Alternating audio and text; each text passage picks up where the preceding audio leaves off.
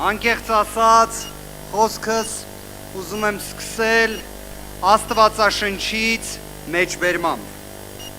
Հիսուսի մոտ հավաքվածները մի առիթով իրեն հարց ուղեցին. Վարդապետ, օրենքի մեջ որն է ամենամեծ պատվիրանը։ Հիսուսն ասաց. Պիտի սիրես Տիրոջը քո Աստծուն, քո ամբողջ սրտով, քո ամբողջ հոգով և քո ամբողջ մտքով։ Այս է ամենամեծ ու գլխավոր պատվիրանը, երկրորդը նման է սրան. Պիտի սիրես քո ընկերոջը, ինչպես ինքդ քեզ։ Այս երկու պատվիրաններից է կախված ամբողջ օրենքը։ Շարունակելով Աստվածաշնչի այս խորհուրդը, կարելի է ասել, որ օրենքի արդարության և արդարադատության հենքը մարդասիրությունն է։ Օրենքը պետք է ծառայի բոլորին, իսկ իրավունքը գերակայի բոլոր դեպքերում։ Դատարանները պետք է լինեն անկախ ու անվախ։ Դատաիրավական համակարգը պետք է պաշտպանի մարդուն, այլ ոչ թե պաշտպանի կոնկրետ իշխանություն։ Այս պատվիրաններից բխող արժեհամակարգն է մեր հասարակության մեջ պառակտման վերացման բանաձևը, մարդասիրության վերադարձի բանաձևը, ամբողջ սրտով, ամբողջ հոգով և ամբողջ մտքով սերն առ Հայաստան, մեր բոլորի երազած ուժեղ Հայաստան։ Այո։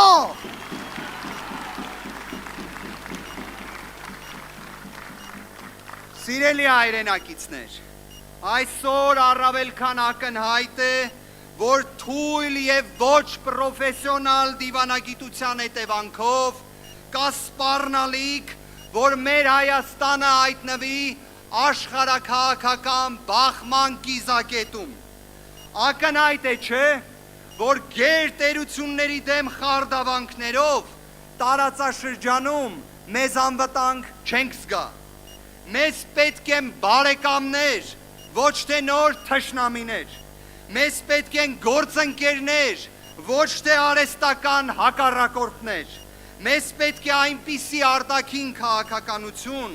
որ կարողանա խոսել տարածաշրջանի բոլոր երկրների հետ,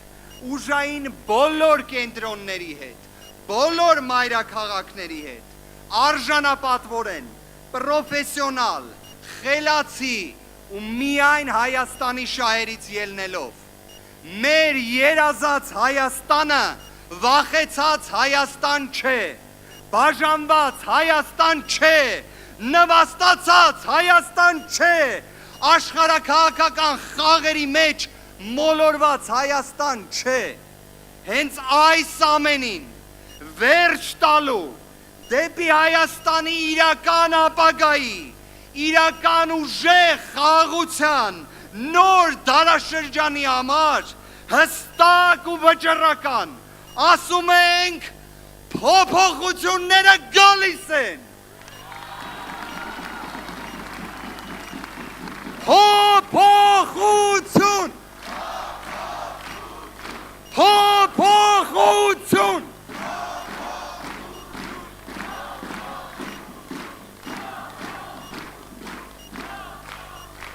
Ժողովուրդ ջան, ուզում եմ ձեզ մի գաղտնիք ներկայացնեմ, իդեպ, անկեղծ ասեմ նաև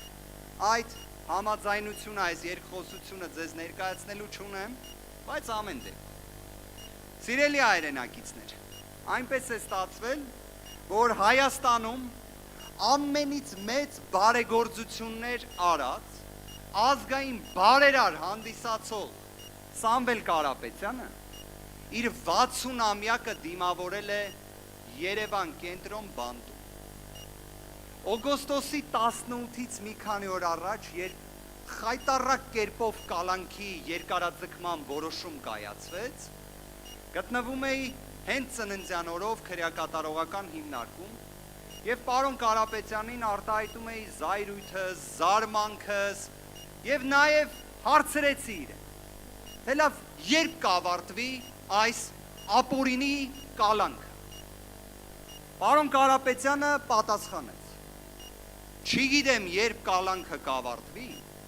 բայց որ Հայաստանը պետք է դարձնենք աշխարհի ամենաբարեկեցիկ, ամենաֆանտաստիկ, ամենալավ երկրներից մեկը, որ կողքից նայեն, նախանձեն, այ դրանում չկասկածես, այո, Սամվել, Սամվել վարչապետ, Սամվել վարչապետ,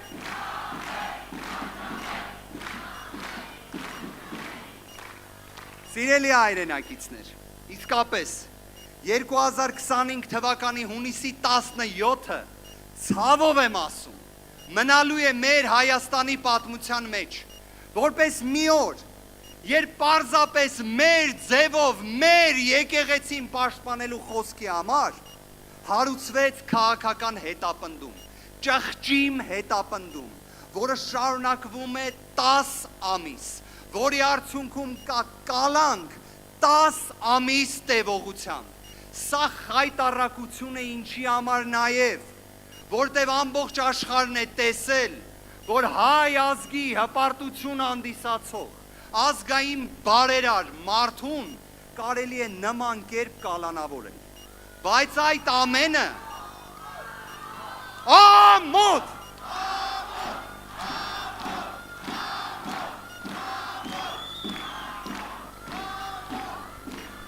Ժողովուրդ ջան, բայց այս ամենը հաստատեց, որ Հայաստանում ժողովրդավարությունը քայքայված է։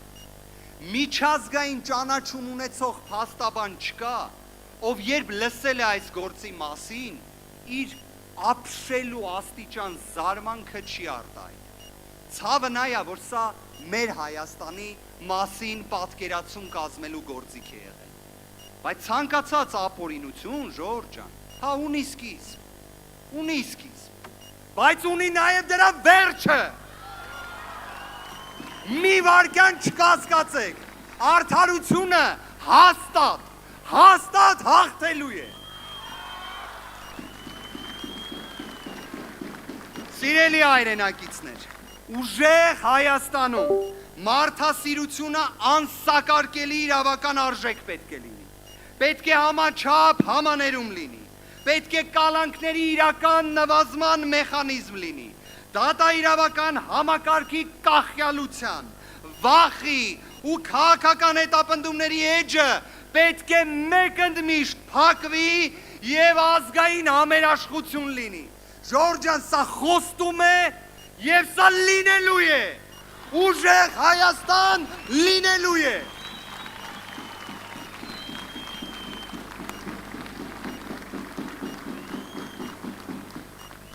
Ժողովուրդ ջան, ձեր ցավը տանեմ, Աստված ձեզ բոլորին պահապան, Աստված պահապան մեր ֆանտաստիկ Հայաստանին, ու վստահ եղեք, ազատությունը բոլոր քաղբանտարկյալների համար գերակայելու է, բոլոր ապօրինի կալանավորվածների դեպքում գերակայելու է, և եկեք բռունցքներս բարձրացնենք վեր և ասենք,